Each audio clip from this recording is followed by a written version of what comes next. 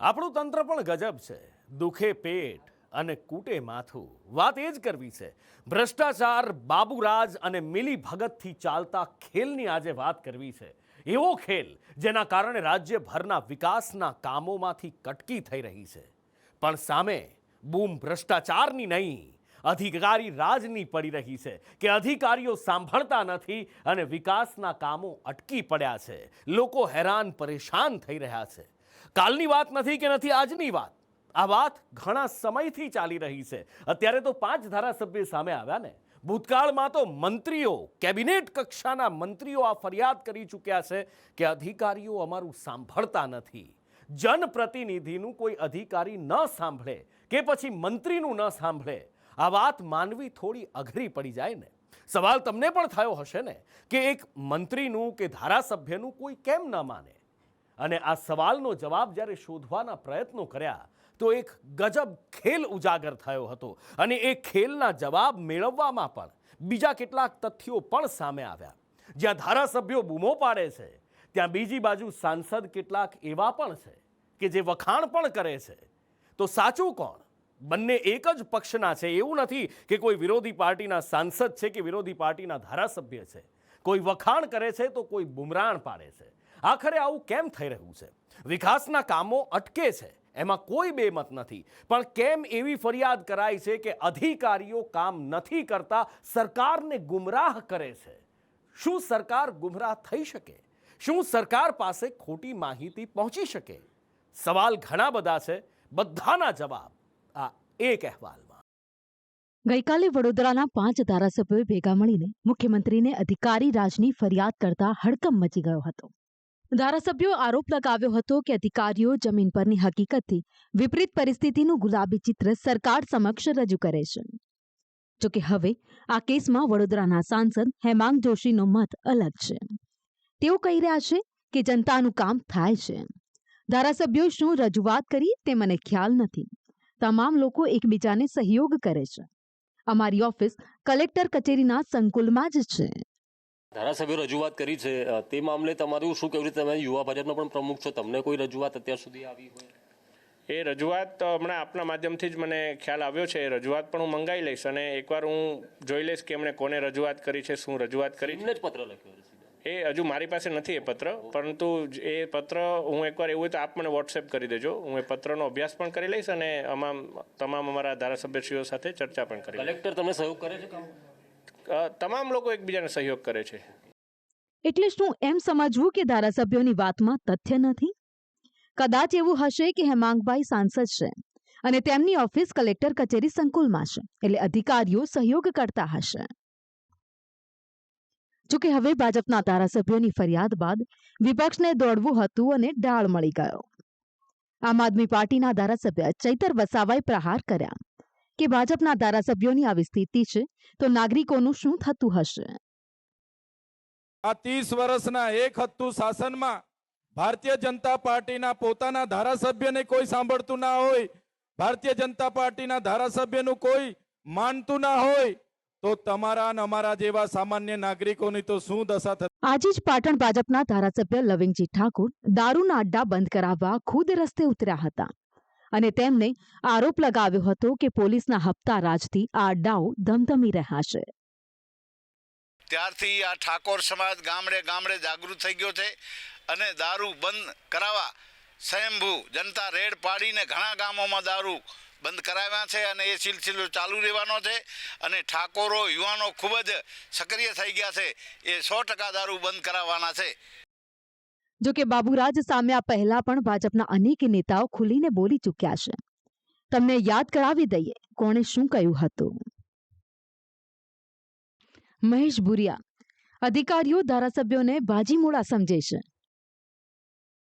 કુમાર કાનાણી 25 વર્ષથી શાસન પણ સરકારી જવાબો જ મળે છે. સંજય કોરડિયા કોઈ અધિકારી કામ માટે પૈસા માંગે તો મારી પાસે આવજો. યોગેશ પટેલ જિલ્લા કલેક્ટર કચેરીઓ ભ્રષ્ટાચારનો અડ્ડો બની ગઈ છે. અભયસિંહ તડવી સરકારી હોસ્પિટલમાં મશીનો ધૂળ ખાઈ રહ્યા છે અને આરોગ્ય વિભાગ ડીંગો હાકે છે. જો કે અધિકારીઓની મનમાનીથી વિકાસના કામોમાં ભ્રષ્ટાચારનો ખેલ કેવી રીતે ચાલે છે એ પણ તમને બતાવીએ. જૂનાગઢ વિધાનસભા બેઠક અંતર્ગત આવતા ગામડાઓમાંથી સંદેશ ન્યૂઝ દ્વારા 5 ગામની મુલાકાત લેવામાં આવી. જૂનાગઢના ધારાસભ્ય સંજય કોરડિયા અનેકવાર સ્થાનિક વિકાસ કામમાં ગેરરીતિ અને ભ્રષ્ટાચારની ફરિયાદ કરી ચૂક્યા છે.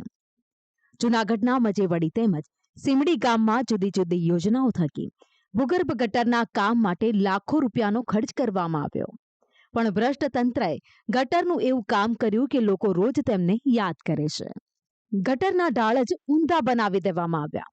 ગટરના પાઇપ જેટલી ઊંડાઈમાં ફિટ કરવાના હોય તેને બદલે માત્ર 1 ફૂટ જેટલો જ ખાડો ખોદીને તેમાં પાઇપ બેસાડી દેવામાં આવી, જેના કારણે પાણીનો યોગ્ય રીતે નિકાલ નથી થતો. પાણી ક્યાંય જાતું નથી. ગટર બનાવી છે, ગટરમાં કાંઈ પાણી જાતું નથી અને આ ગંદકી વાળો થાય છે. કાયમી કહી છે સરપંચને, કઈ સરપંચ કાંઈ જવાબ દેતો નથી. તો અમારે શું કરવાનું? બહાર પાણી જ નીકળી જાય, ગટરમાં જાતું જ નથી. બ્લોક ફિટ કર્યા ને તે દિવસના 10 વર્ષના પ્રોબ્લેમ છે અમારે. રજૂઆત કરીને મંત્રી બેન ને કે સરપંચ ને કે કોઈ ધ્યાન જ નથી દેતું. અમારા ગામમાં ગટર થઈને એના ઝાડ જ ઊંધા આપ્યા છે. પાણી જાતું નથી ભૂંગરાની અંદર, કુંડિયું મેલી નથી, રોડ ઉપર પાણી એમનેમ જાય છે. પછી શું થાય નથી? ત્યાં મચ્છર થાય એનાથી ને રોગ થાય, છોકરા બીમાર પડે. મોટર બોટર નાખી નથી, નાખેલ નથી. કેટલા ખર્ચે? 1.5 લાખ ને ખર્ચે. હા, પછી હવે શું કર્યું છે? આયા ખાલી પીડું બધું. પૈસા કોણ ખાઈ ગયું? પૈસા હવે કેમ ખબર પડે કોણ ખાઈ ગયું? એમાં કઈ નામ કેમ મારે જેવું? ઉપરાંત ગામમાં ગૌચરની જમીનમાં બોર તો બનાવી આપ્યો, પરંતુ પાણી નીકળતું નથી અને કાગળ ઉપર મોટર નાખી દીધાના બિલો પાસ થઈ ગયા હોવાનો આક્ષેપ છે એ આ ગ્રામજનો કરી રહ્યા છે. તેમજ રસ્તામાં કામમાં મોટા ભ્રષ્ટાચાર થયાના સ્થાનિકો દ્વારા આરોપ લગાવવામાં આવ્યા.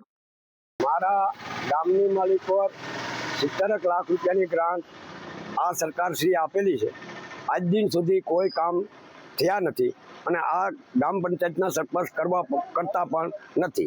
અમારી પાસે છે કેટલી ગ્રાન્ટ કેની ક્યાંથી આવી છે, આયોજનની કેટલી છે, ઇટીવીટીની કેટલી છે, ધારાસભ્યની કેટલી છે, સંસદ સભ્યની કેટલી છે, તમામ વસ્તુના લિસ્ટ અમારી પાસે છે અને અમારી પંચાયતે પણ રહે છે. પણ આજ દિન સુધી કોઈ પણ અધિકારી આ કામમાં કોઈ પણ જાતની બેદરકારી રાખે છે અને ભ્રષ્ટાચાર કરે છે અને કોઈ પણ કામને પ્રત્યે લેતા નથી. 5 વર્ષથી વિકાસના કામ અંદર અટવાઈ ગયેલા પીડા હે, કાંઈ રસ્તાના કામ થયા નથી. સરપંચને કહ્યું તો શું કહે છે? સરપંચને કહ્યું તો સરપંચ કાંઈ કામ કરતા નથી. એમને વિકાસના કાંઈ કામ જ નથી થયા 5 વર્ષ થયા. આગલી ગ્રાન્ટના પૈસા પડ્યા એ કોઈ વાપરતું નથી. જો કે આવા જ હાલ ઈવનગરના પણ છે, જ્યાં પણ ગટર, રોડ રસ્તા તેમજ પેવર બ્લોકમાં નબળી કામગીરી કરી ભ્રષ્ટાચારના આરોપ લાગ્યા છે. પેવર બ્લોકનું કામ કરેલું હોય એવું કોઈ જણાઈ આવતું નથી. ગુણવત્તા એકદમ નબળી ક્વોલિટીના બ્લોક નાખેલા છે અને તાલુકા વિકાસ અધિકારી શ્રીને વારંવાર રજૂઆત અને લેખિતમાં રજૂઆત કરેલી છતાં પણ તાલુકા વિકાસ અધિકારી ક્યાંક ને ક્યાંક આ કામમાં સરપંચની સાથે ભાગમાં હોય એવું અમારું અનુમાન છે. બ્લોક છે ને બધા ઉખડી ગયા છે એટલે માણસ હાલે તો પિચકારી મારે છે. એટલે અમે એમ કહી છે કે આ ગટર હાલે એમ કોઈ સંજોગમાં છે નહીં. ગટરનું કોઈ લીધાનું પાણી આવ નિકાસ થતો જ નથી. પાણી બધું બહાર જ નીકળે છે અને સરપંચને 2-3 ફેરી રજૂઆત પાછી કરી હતી. એટલે કાલ આવ્યા હતી, ખાલી આટો મારીને 2-3 ધૂળ કાઢીને વયા ગયા અને એની પોઝિશન છે હતા. ફાદરિયા ગામના સરપંચ પણ રસ્તાના કામ ગણાવી રહ્યા છે. લાખોના ખર્ચાવાળા રસ્તાઓના કામ વર્ષોથી અધૂરા છે. અધિકારીઓ ધ્યાન નથી આપતા. એજન્સીવાળા કામ મૂકીને ચાલ્યા ગયા છે. દયારનાથને જોડતો રસ્તો 1.5 કરોડનો છે, મહાકાળીને જોડતો રસ્તો 2.5 કરોડનો છે અને ડુંગરપુરથી વિજાપુરને જોડતો 2.5 કરોડનો છે અને પાદરિયાથી વિજાપુરને જોડતો રસ્તો 60 લાખનો છે અને સુવિધા પથ 30 લાખનો છે. ત્વરિત થાય તો ઘણા ખેડૂતોને ને આજુબાજુના ગામના લોકોને ઘણો મોટો ફાયદો થાય એમ છે. એટલે મારી વિનંતી છે કે આ ત્વરિત કામ હાથ ધરી અને પૂર્ણ કરવામાં આવે. જો કે આ તમામ યોજના અંતર્ગત ફાળવેલી ગ્રાન્ટની દેખરેખની જવાબદારી જૂનાગઢ તાલુકા વિકાસ અધિકારીની હોય છે, જે કહી રહ્યા છે કે બધું બરાબર છે, ગ્રાન્ટનો ક્યાંય દુરુપયોગ નથી થયો. મોટાભાગના ગામોમાં અત્યારે જે નાણાં પંચની ગ્રાન્ટ કહીએ તો એમાં 23-24 સુધીના જે પણ ગ્રાન્ટો ફળવાયેલી તેમાં મોટાભાગના કામો પૂર્ણ થવા આરે છે. 24-25માં પણ જે પ્રથમ હપ્તાની ગ્રાન્ટ હતી એમાં પણ મોટાભાગના કામો પૂર્ણ થવાને આરે છે. એક ગામમાં થોડુંક ફરિયાદ જેવું હતું તો ત્યાં અમે તપાસ ટીમ નીમી અને તપાસ ચાલુ છે અને તપાસના અંતે જે પણ ખુલશે એમાં આગળની કાર્યવાહી કરવામાં આવશે. એક પણ ગામમાં કંઈ તકલીફ નથી. છેલ્લા 3 વર્ષમાં જે પણ કામો થયા છે બધા વ્યવસ્થિત જ છે. ટીડીઓ ભલે દાવો કરી રહ્યા હોય, પરંતુ સ્થળ પર વાસ્તવિકતા કંઈક અલગ જ જોવા મળી. આ જૂનાગઢથી સામે આવી રહેલી આ હકીકત અધિકારી રાજનો બહેતરીન નમૂનો છે. આમ હાલ રાજ્યમાં ફરી બાબુરાજની ચર્ચાઓએ જોર પકડ્યું છે, જેમાં વડોદરા ભાજપના ધારાસભ્ય અને સાંસદમાં ફાટા પડી ગયા છે. ત્યારે ગુજરાતની રાજનીતિમાં બાબુરાજની સળગેલી આ આગને સ્થાનિક સ્વરાજની ચૂંટણી પહેલા હવા મળે અને તે મોટો ભડકો કરે તો પણ નવાઈ નહીં. જૂનાગઢથી કેતન ઓઝા સાથે બ્યુરો રિપોર્ટ, સંદેશ ન્યૂઝ.